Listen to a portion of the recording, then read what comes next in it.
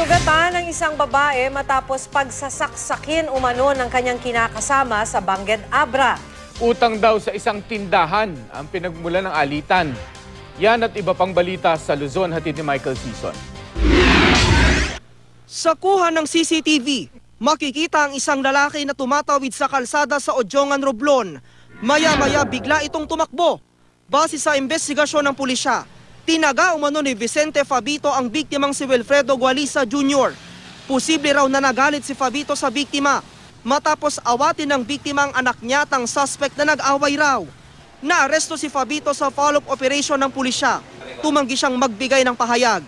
Ayon sa mga opisyal ng barangay, kasama raw ang suspect sa mga nasa drug watch list nila.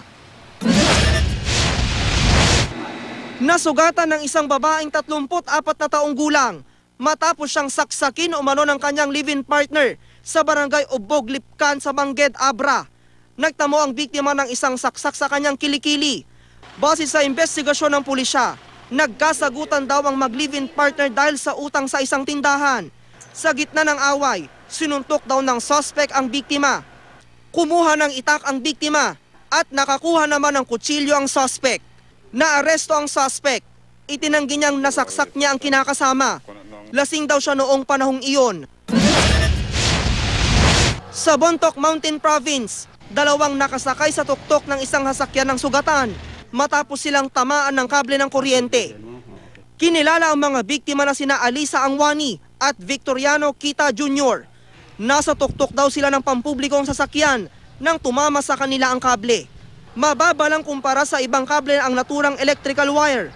Dahil kinabit lang ito ng isang motoristang kinilalang si Jepta Manglaas bago ang insidente.